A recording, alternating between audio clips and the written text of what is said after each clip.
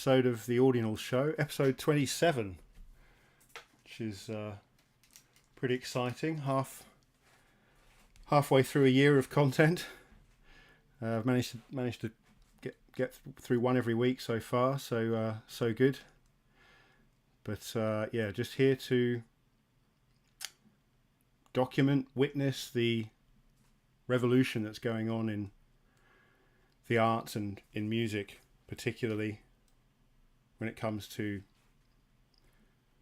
the latest technological advances in Web3. And we're here every week listening to some music, looking at new technology. Got some very exciting stuff to show you today. The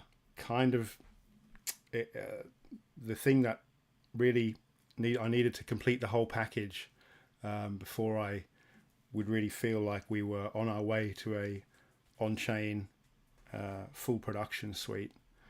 So I'll be showing that to you shortly. But let's have a listen to some of the very first recursive songs ever inscribed onto the Bitcoin blockchain for all eternity.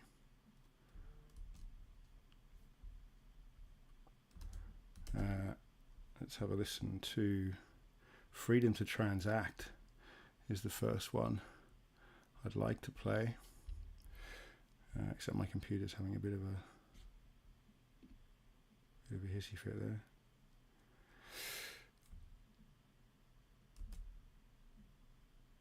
Freedom to Transact by Ash Lightstone. The freedom to transact is the freedom to be.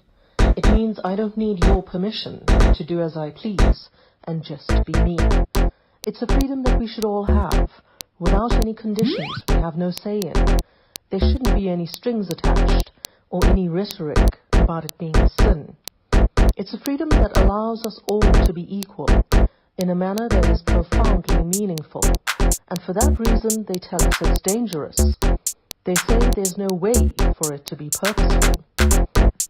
When others don't want us to have this freedom, we have to stop and ask why. We have to ultimately see that it's about control, and that their so-called protection is a lie. This is the ultimate freedom, the most significant one.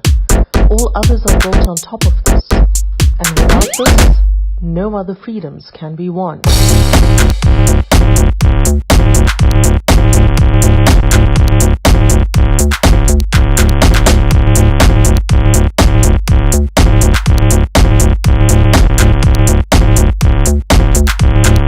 Freedom to transact.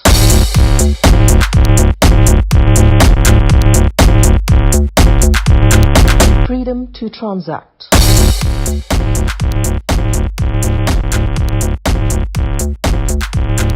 Freedom to transact.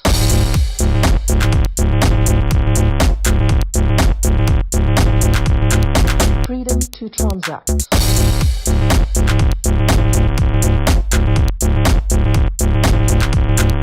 Freedom to transact. Freedom to transact. Freedom to transact. Freedom to transact. Freedom to transact. Freedom to transact. Freedom to transact. I think I had a bit of an audio issue there. I was sending through two channels somehow, I think. Anyway, let's see if this one's a little bit better. Time for the based song. If you don't know what the ordinal based ones are, take a look at these guys.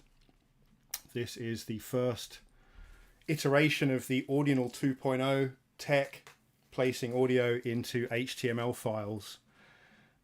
So we've got the benefits of amazing PFP art and technology built into single inscriptions.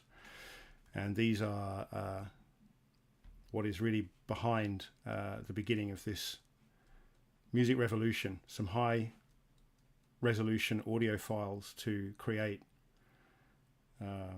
high resolution audio masters that live on chain, and you don't have to inscribe any more audio. Just got to recursively use it, and then with a bit more tools like Synths can have even more fun. But yeah, the based song was the very first one that we put out, and here is that one. Where is it? Here it is. Based. Oh, B1. B. Based. Based. Based. Oh, B1. B. Based. Based. Based. Oh, B1. B. Based. Based. Based. Oh, B1. B. Based. Based. Based. Oh, B1. B. Based. Based. Based. Oh, B1. B. Based. Based. Based. Oh, B1. B. Based. Based. Based. Oh, B1. B. Based.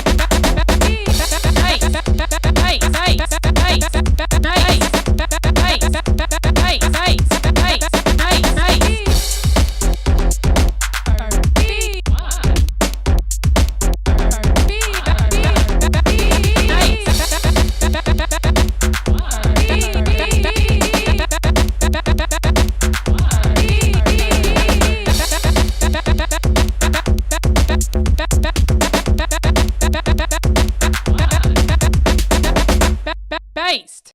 Based. Oh, B1 B based based based B1 B based. Oh yeah, love that one. There are going to be some mints coming soon on the music front, so keep your ears to the ground, because there's definitely more and more content is getting built as we speak. It's really exciting for me to have been going through this for the last couple of years, and finally it feels like the brakes are off, and I'm hearing from people each week who are sending me bits and bobs that they're working on, which is amazing. And so as soon as we start getting some more content, and then people actually inscribing those songs, we can really get things moving. And so what I was going to show you now was what I've been doing for the last couple of weeks, really, has been trying to get the synthesizer integrated across all channels, so that people can start to really create more freely without having to just rely on audio samples. So I'm just going to find the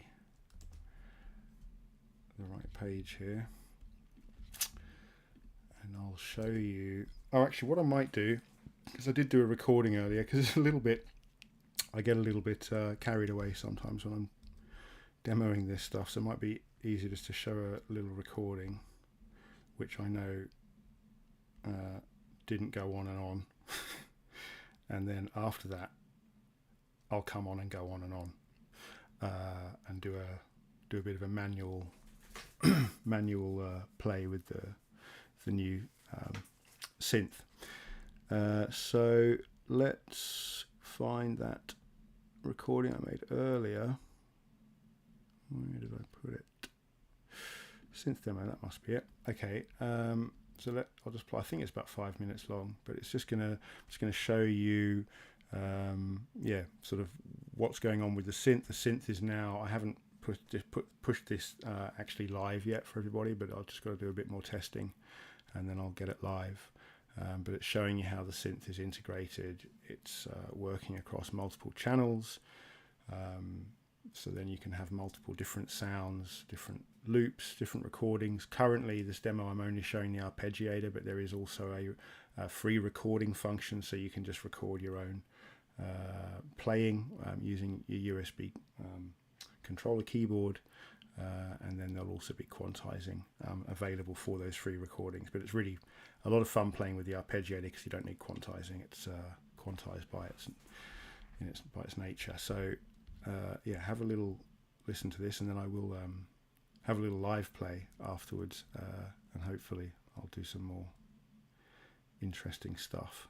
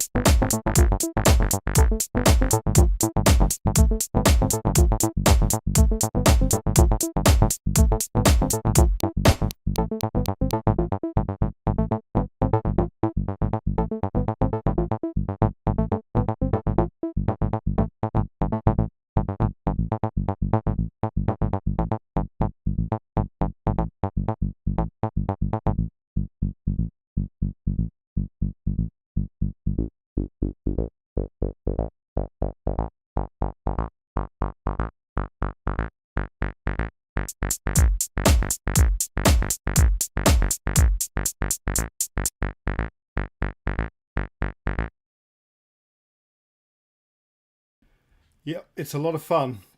It's a lot of fun, and I will show you just sort of how easy that is in a bit. It's super easy to use, and that was all me doing everything manually using, you know, my trackpad to move the faders. You know, if you've got some control set up, I'd really like to be doing like a live jam. It'd be amazing to do some live shows doing this stuff with multiple people all playing together, because it is a little bit like someone sent me a video earlier today of you know, people using the old ARPs, the old actual real arpeggiators with lots of cables, moving oscillators, changing timings, all these sorts of things in a massive room. And that's kind of what we're building here on chain. And so it'd be really cool for people to start jamming together with it, because it's very cool. All of these synths have got this kind of neat thing built into them, which are built in really for playing live. Let me see if I can show. Yeah, so this nudge down here. So if I was to let me load up one of those projects.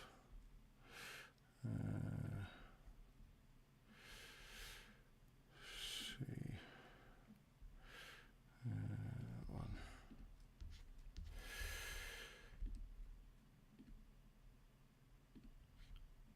Have I done that?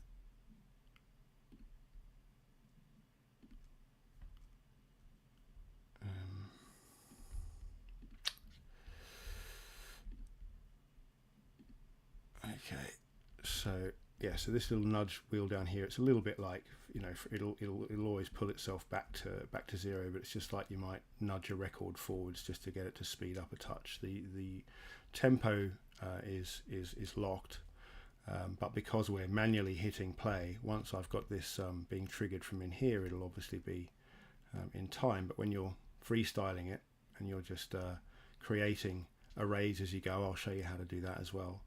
But as you're building arrays and starting them and stopping them and changing things, you've also got just off the I need to sort this out, this design here, but you've got a mute button here as well, so you can be once you've got things set up, you can actually mute them rather than switch them off, so then they'll stay in sync. But let's load a few of these in here.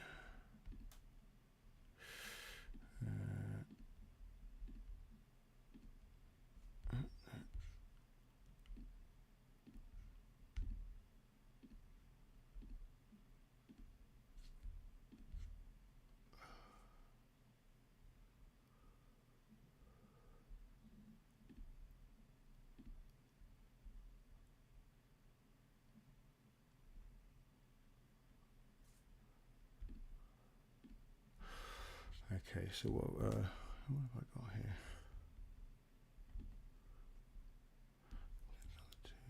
That's that one. I can't actually remember how many I've got arpeggiators on, but anyway, let's have a little play. So if I start something like this, start the arpeggiator.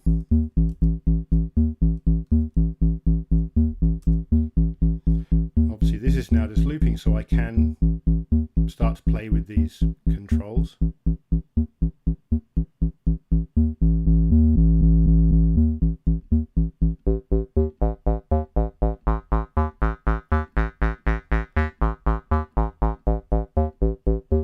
So with these controls, what I'm planning to do is to inscribe some model fades, linear fades, cross fades, all these sorts of things. We can inscribe these as little modules, and then all we need to do later on, rather than recording every movement as I fade this cutoff up, which is going to be quite data heavy, what I can do is I can just refer to this inscribed set of fades, and then I can request a specific fade, and all I then need to really have in the song file is a start time, a start position and an end time in an end position, which can be expressed in fairly few characters.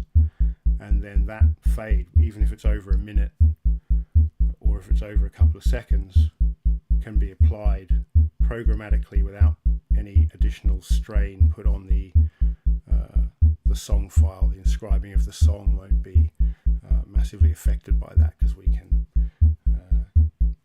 deputize these other files to deal with that stuff. So that will make things a little easier, so we're not having to do this stuff by hand.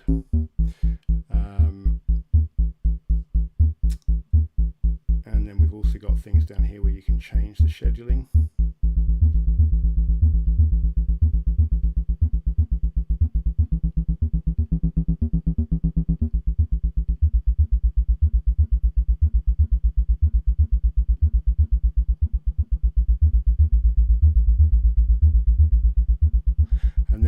So we can also delete these. So if I stop this, you can't actually see it down here because I've got to sort the design out. Oh look, I've made it disappear altogether now.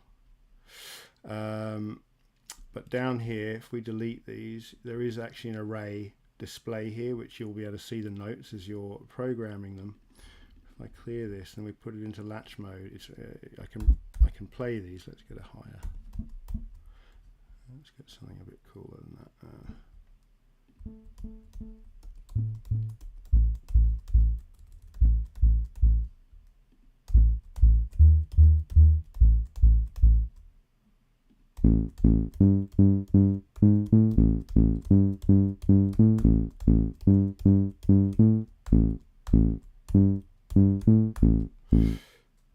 So it's a little bit tricky learning to sort of use step programming to program arrays, because what you sort of do is you might put a note. Sorry, you've got to put the latch on first. Stick a note in. You'll usually see it down here. That has recorded that note. We just can't see it. Anyway, then you can add a rest, and then another note, and then another rest, and a note, and then a rest, and a note, and then take it out of latch.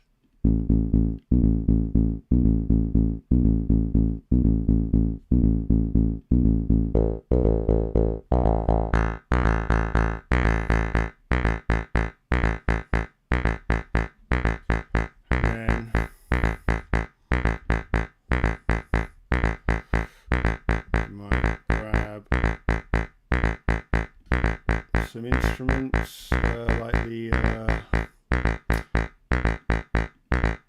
hi-hat,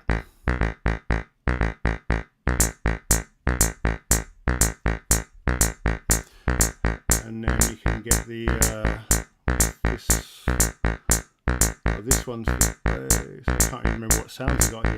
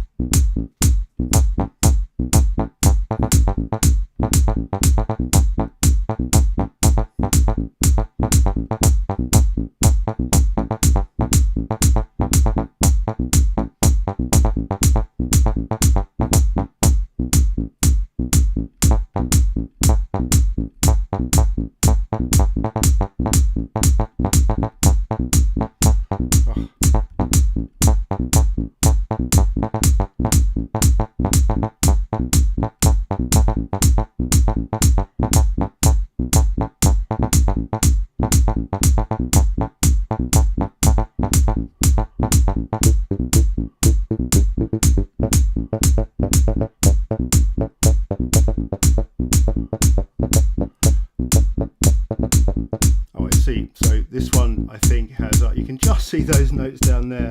I think this one's missing one note, which is why it's not quite looping.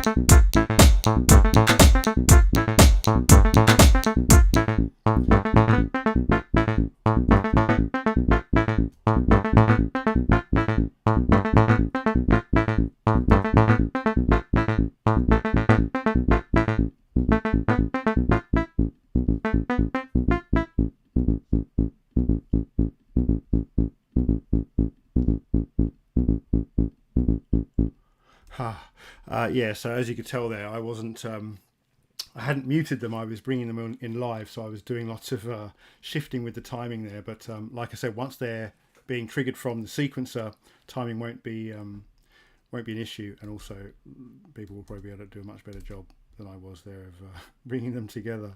But now that I see I've got them muted, so of course what I need is a mute on this as well. So we could do the same thing on that, but if I bring these back in, or if I make something on here,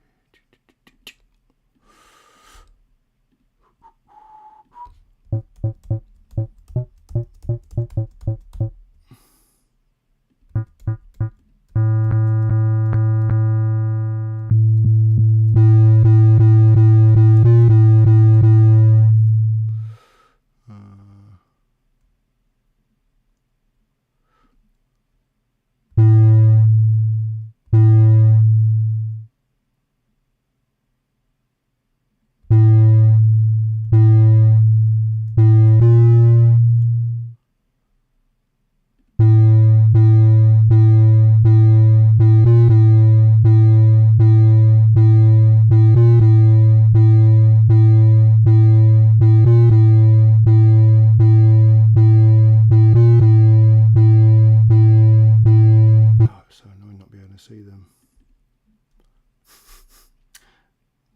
Latching blind.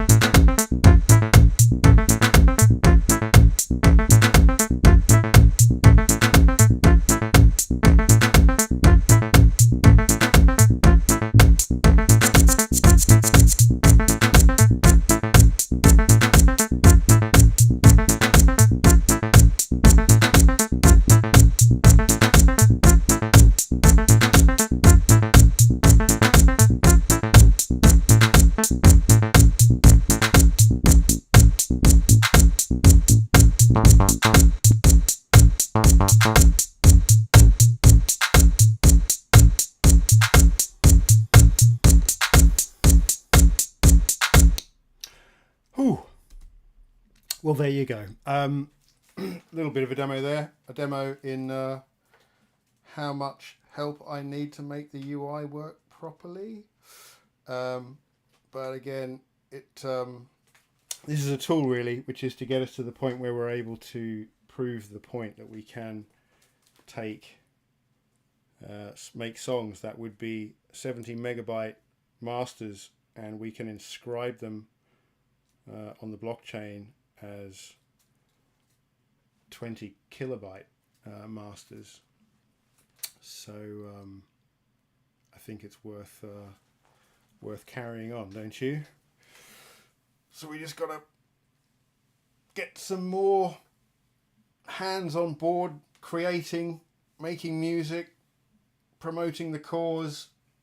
We've got exciting plans for not only getting things minting, but also proving out the model that this new way of doing things gives way to regarding royalties, fair payment, guaranteed attribution. No matter how far down the line your sample might get in terms of being even audibly like your original sample, the attribution is part of the gift of Web3. It's just there. It can't be removed. It can't be abstracted. You don't have to go and chase it down. It's just there. So that's the case that we're about to start proving when we start selling these songs.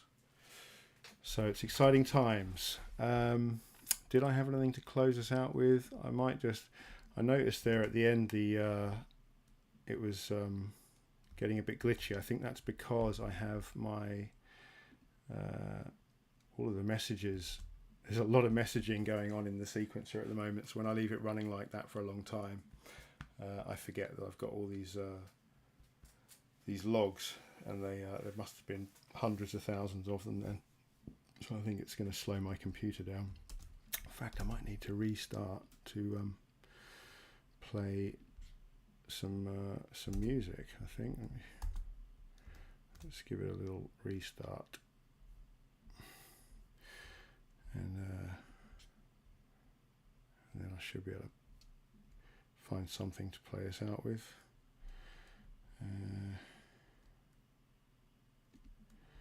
Maybe a classic Audionals song.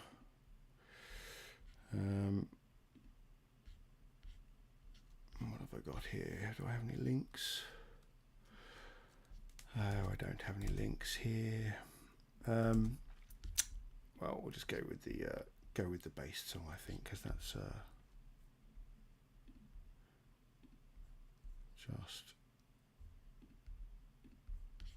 just a good song. Where is it? Inscription number 1. There we go. Okay. So yeah, so I did say this week that I was going to come back with the remix preset to do this French Montana thing. In fact, Based has already done one really cool one. I don't know if he's sent me the template yet, but he's done a really cool template where he used some rare Skrilla and some French Montana, and he's been doing some awesome mashups with those. So I will get onto that. I just got a bit waylaid with with getting the sequencer integrated. But now the synthesizer. But now the synth is integrated. You know, as I said at the start, this is really the last piece of the puzzle for me. There are many more pieces we can put in, but it's like we've done the edges. The edges are in. We've got audio. We've got the ability to pull any piece of audio from any song or any other full-length inscribed work on chain, and we can pull that into a new song. And now we've got plugins, we've got synths, we've got my first synth that I've built myself. But once we've got some real talent here, some more synths that can just be integrated in exactly the same way, all we have to do is inscribe the synths, and now they can be used. They can be part of your inscribed songs, because we're just gonna use those synths. They're gonna drive those sounds from on the chain. So everything's in place now, and we can start to add additional things: filters, subs, compressors, gates, all the stuff that you've got in your Logic or your Ableton, whatever it is you're using, GarageBand. We can get all of that stuff now into this on-chain world, where it can start to be used to create a whole new musical universe, I guess. So with that, let's return to where it all began.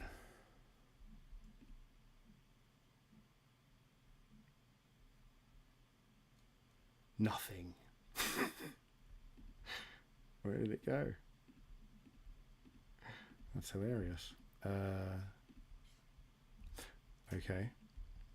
Maybe, oh, of course I shut it down, didn't I? I shut it down and shot myself in the foot. Back to here. Okay, there we go.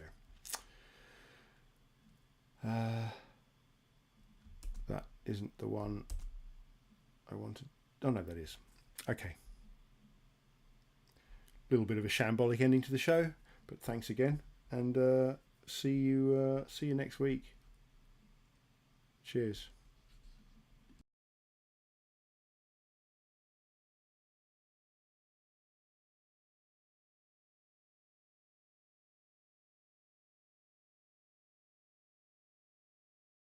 Based, based, based, based, based, based, based, based, based, based, based, based.